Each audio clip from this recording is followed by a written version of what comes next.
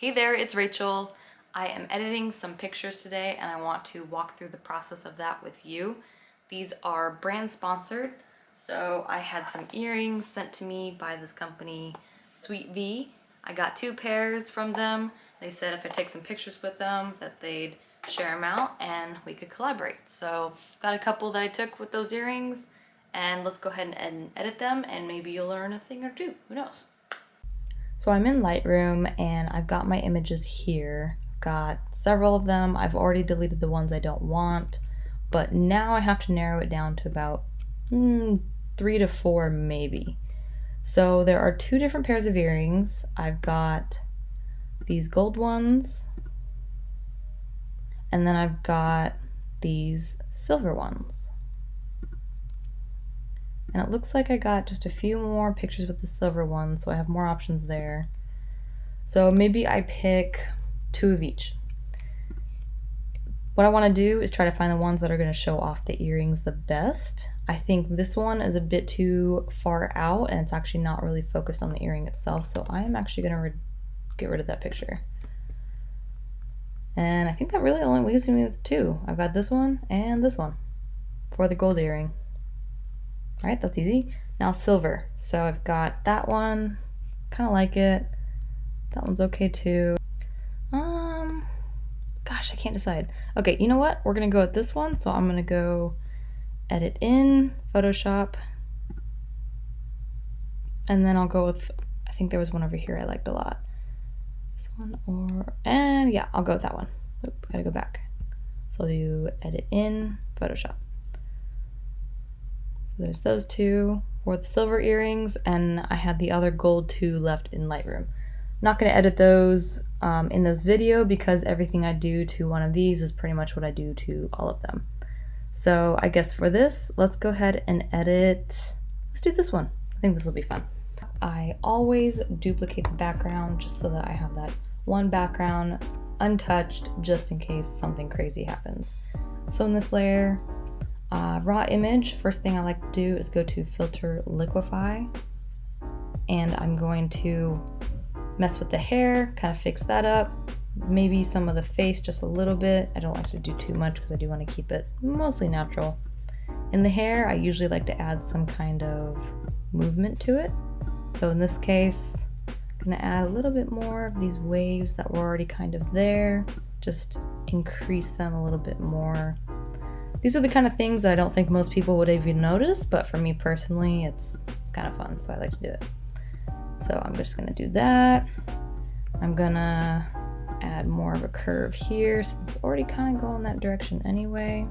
Sometimes with these flyaways, I will merge them down, squish them real tight, and it kind of fixes them a little bit. I'm too lazy to go in and actually get rid of them completely, you know, so they're gonna stay. Okay, that looks good. If you've seen any kind of videos I've made in the past, I do admit I always make my chin a little smaller. It doesn't look like that big in real life to me, but dang, when I take videos or pictures, it is crazy. So I just make that a little smaller. Sorry, don't judge me. I won't judge you if you want to do it to yourself as well. Okay, so there we go. Now I've got before and after. Cool, I'm liking that. Now I probably need to crop it because the photos that come out of the camera are a different size than Instagram. Instagram is 4:5. I've already got that preset in my settings here for the crop tool, and I'm actually pretty happy with that. I might move it down just a little bit to kind of get my eyes at least close to one of these cross lines, because I do use that as like a rule of thumb. Try to get it centered or as close to these 2 crosshairs. And I'm gonna push enter, and now we're cropped. So that is going to be the look we get in Instagram at the end. All right, now I'm ready to fix some blemishes, and I'm not gonna do too much. So I'm gonna add a new layer. I'm gonna call this face fix. That's kind of what I like to call it. So I'm gonna zoom in and you can see it all. So the tool I like is this clone stamp tool. It's going to take whatever I sample and clone stamp it into the spot that I choose. So I make it semi-large. Opacity is anything below 30 in my opinion. You can see I had a pretty big thing right here that I tried covering up. Most of these are just natural freckles. I like to keep those as natural as possible, but you know, just smooth it out just a little bit. So I will sample a spot nearby and just start to kind of paint over it. And what it'll do is it'll take that sampled area and clone stamp it into the spot that I want it. So that way I'm not introducing any strange colors or textures or anything. I'm just using like my own natural skin to basically edit my other skin. And I will keep the wrinkles. I'm not super happy with them, but I'm also not gonna hide them because they're there and that's me. So yeah, I'll fix my chin and not my wrinkles. I don't know, I have weird things. Okay, that's looking okay. There's not much I have to do here. I'm just kind of smoothing out some things. If there's some strange shadows here and there, I might fix it up. I tend to have, so I have a bump in my nose here that catches the light a lot. So sometimes I'll capture that light that's been reflected off of my nose. Sounds so funny. And I will clone stamp it up into the, I think they call this the bridge of the nose. I'll clone stamp it up into there just so the reflection is like a little bit more diffused instead of just focused on the nose there. So that's not bad. Okay. I think the blemishes are fine. You know, the rest of everything's good.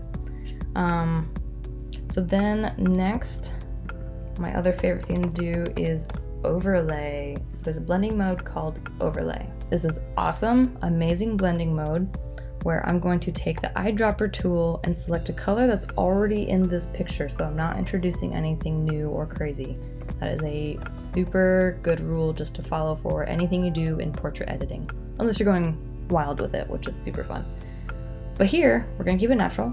So I selected some color in my hair here, and my eyebrows are naturally blonde. I do color them. So it looks like my makeup kind of wore off or I didn't fill it in all the way over here. So I actually want to increase the darkness. Whoa. Hold the phone. We need to reduce that opacity a lot. So something super crazy low. I did 15%. So now you can see it's not as insane, but as long as I'm picking a color that's not too vibrant, it'll kind of do a combination of darkening it, mixing the colors, and also adding some saturation. It's like the holy trinity of blending modes. And I will do overlay all over the place.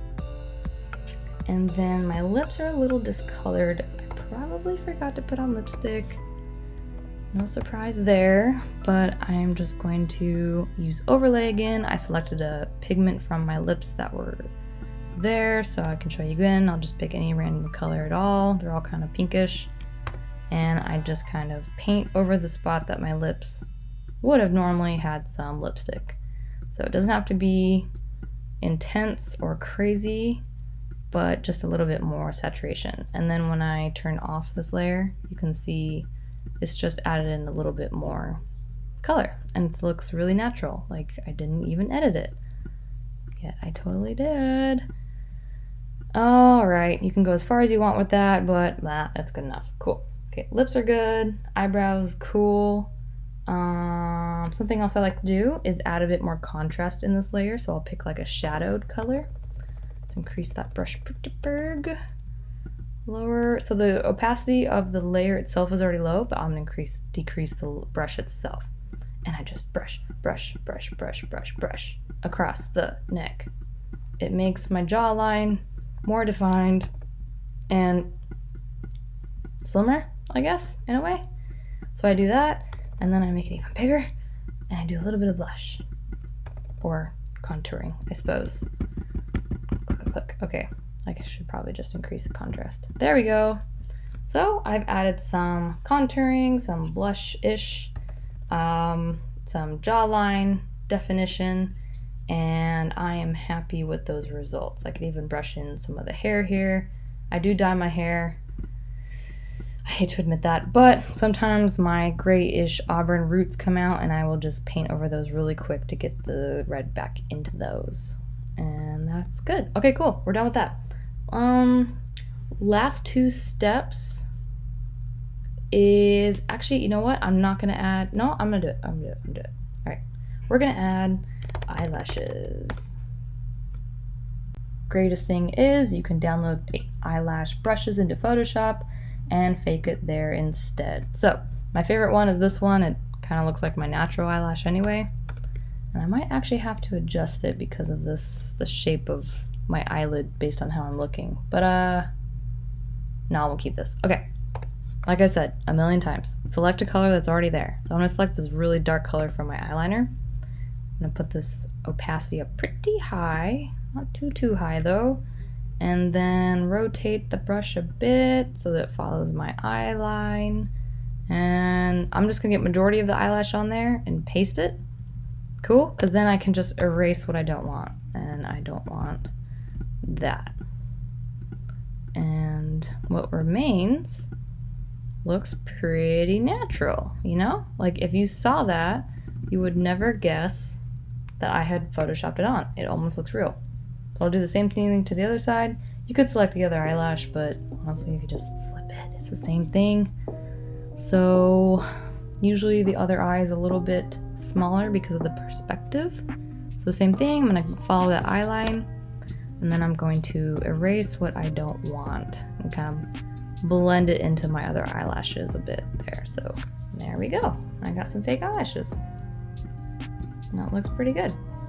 You can do that in apps as well, but it saves an extra step of opening it into an app and exporting it and blah, blah, blah.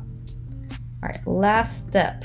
I'm gonna call it blurry. There we go, I can spell.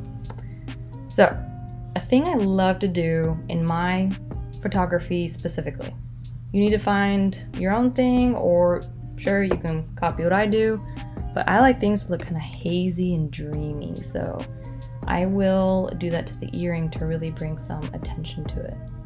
And actually what we're going to do is let's go back to that copied layer and let's sharpen it up, because some sharpening can never hurt. I'm going to do it to my eyeballs.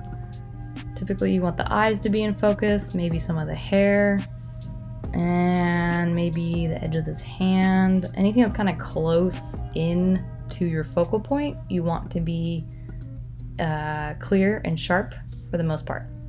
So I only did a little bit to that. I think I'm good with it. So I'm gonna go back to this blurry layer. I'm gonna keep the blending mode as normal for now, but I'm gonna grab this really bright color here, and I'm gonna do a basic airbrush, make it pretty big and very light opacity, and I'm gonna make this kind of hazy. So I'm just gonna barely, that's a little too light. I'm just gonna barely brush on this like hazy light. So it looks like it's almost not in focus, or like maybe the lens was kind of dirty almost, which is a funny way to put it. But this gives it this interesting dreamy effect that I just love. So I've been doing this to my images a lot recently. And look at that, it really adds like an extra cool effect to it. So I'm gonna do that in any place that I see a highlight, and typically I will just grab the highlight color that's already there. And if it's a little too dark, which that was, I'll just go to the color, get closer to white, and boom, there we go. So add some more over here, some over here. The spots that you're really going to see a pop is if there's a shadow right next to it.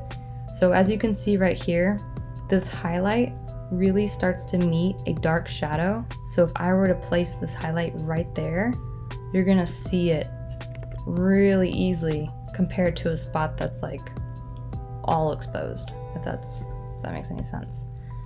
So I'm gonna do that, make it kind of small, super light, and maybe go across the brim here a bit, almost giving it like a blur effect. I will adjust the brush size. Adjust the brush size so that I get a variety of blurring, so it's not all the same. Looks a little bit more natural, as always. and just adding it everywhere. I want a little bit of highlight, and I think that's good for now. Okay, so blurry layer on, off, on, off. I like it. I think it's a cool effect. Like, it really makes it look super cool. So I'm gonna grab all of these, put them into a group, call it edited, and we can turn that off. That's the original, and that is the edited one, ready for posting. And I am pretty happy with that. A lot of subtle changes, but you add it all together and it really makes a big impact. And I'm going to do basically this exact same process for every photo in this series for these earrings. And that's it, guys.